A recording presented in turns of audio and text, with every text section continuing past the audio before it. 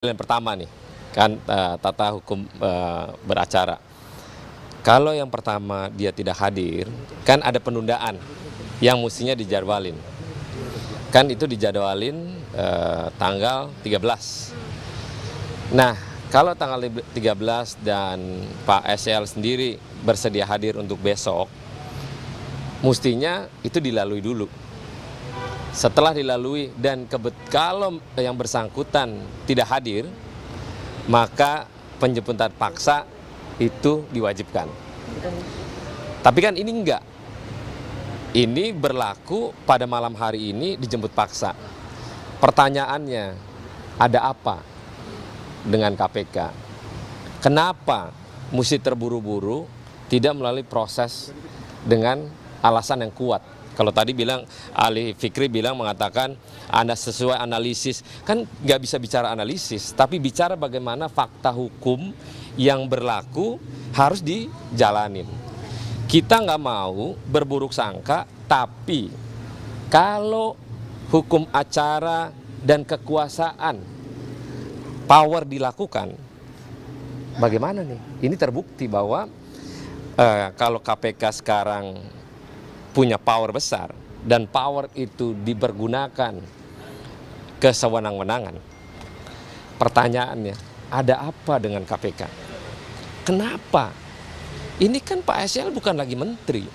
Kenapa mesti dipaksain malam ini mesti ditangkap? Tadi KPK juga menyatakan bahwa takut Pak SL ini menghilangkan bukti-bukti kalau misalnya besok baru tiba di KPK. Ya kan bukti-bukti yang pertama penggeledahan kan udah ada. Ngapain lagi? Apa yang mau digeledah? Kalau memang bukti geledah pertama sudah diterima oleh penyidik KPK, mestinya berpaku pada itu. Ini kan enggak. Ini seolah-olah analisis dia akan kabur atau menghilangkan bukti-bukti. Kan besok kan masih ada ruang untuk menyampaikan pemeriksaan yang bersangkutan.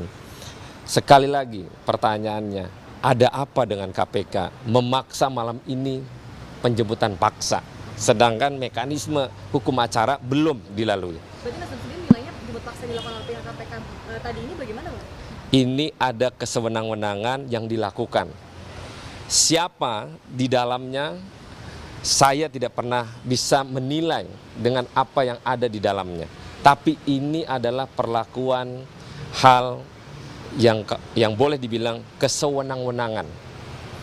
Tidak berlandaskan hukum acara yang sebagaimana mestinya. Apakah ini salah satu sangkut pautan dengan laporan Pak Firly di KPK yang pada Rabu besok akan naikkan?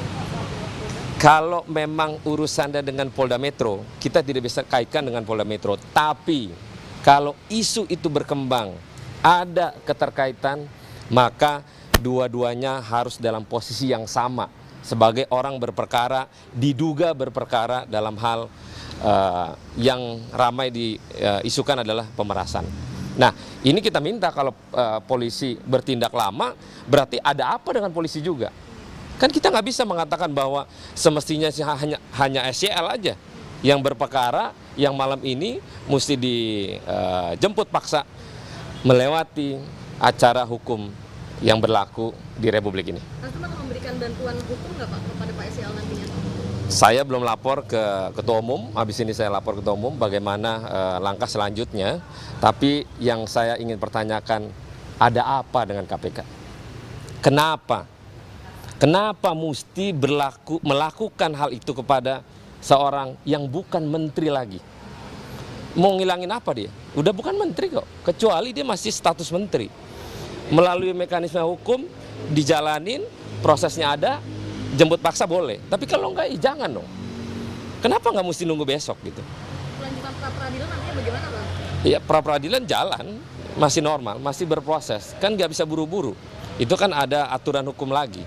Maka itu kita tunggu sebenarnya. Kalau perlu waktu kesabaran, perlu waktu tidak melalui emosi, tidak perlu waktu membenci. Ini kan jadi kelihatannya kebencian yang berlandaskan di dalam institusi dilakukan oleh orang atau kelompok yang menyatakan bahwa malam ini harus tangkap. Itu. melihat pertanyaan Abang tadi soal kesewenangan penangkapan malam ini, terus kemudian dugaan kasus Pak Firly di Polda juga, apakah Abang juga akan menggunakan kewenangan Abang sebagai Wakil Ketua Komisi 3 dan memanggil ke Pak? Kalau gitu saya akan menggunakan kewenangan untuk meminta polisi untuk segera, kalau memang benar ada dugaan pemerasan, maka polisi juga harus melakukan hal yang sama. Jangan akhirnya kita dalam dunia ini selalu mengatakan bahwa kekuasaan itu absolute power yang besar, tapi dalam hal ini semua diintimidasi dengan kelemahan seseorang. Kan kasihan. Aturan hukum belum dijalanin, tapi perlakuan kekuasaan dengan kesewenang-wenangan udah dijalankan malam ini. Ada apa dengan KPK? Tapi Abang akan ketemu pimpinan juga nggak sih Bang untuk menanyakan hal ini Bang? Pimpinan siapa nih? Pimpinan KPK-nya Bang.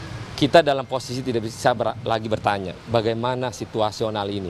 Kita pengen berharap keadilan seadil-adilnya di Republik ini, bukan tanpa kesewenang-wenangan. Aturan mekanisme hukum mereka lebih paham, lebih tahu.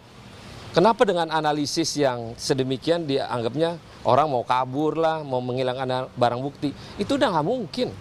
Kesediaan hadir kooperatif besok dilakukan oleh yang bersangkutan, akan hadir besok. Tapi kan malam ini nyatanya kan tidak. Nah, soal rencana memanggil polisi tadi, apakah sudah berbicara dengan pimpinan Komisi 3 yang lain? Belum. Saya sebagai pimpinan Komisi 3 mewakili fraksi Partai Nasdem akan lakukan apa yang harus saya lakukan. Spesifiknya ke polisi berarti Bang? Spesifiknya ke polisi, bukan ke KPK, pimpinan KPK? Tidak spesifik, karena polisi sendiri belum menjelaskan secara detail. Kita tunggu polisi lakukan apa yang mesti dilakukan. Bang, ini terakhir mungkin terkait dengan aliran dana yang diinfokan dari KPK mengalir ke Nasdem bagaimana Bang? Saya udah jawab kemarin bahwa aliran yang terkait dengan ke fraksi Nasdem iya 20 juta. Tapi kalau ke partai enggak. Partai enggak. Dan itu untuk bencana alam, bantuan bencana alam, anggota fraksi DPR RI memberikan bantuan macam-macam nilainya. Tapi Pak SEL memberikan bantuan 20 juta. Nominalnya adalah uang berarti, bukan barang? Bukan. Oke. Ya. Lagi berarti dari Nasdem sendiri ada backupan nggak Bang? Nanti ya. Oke, thank you.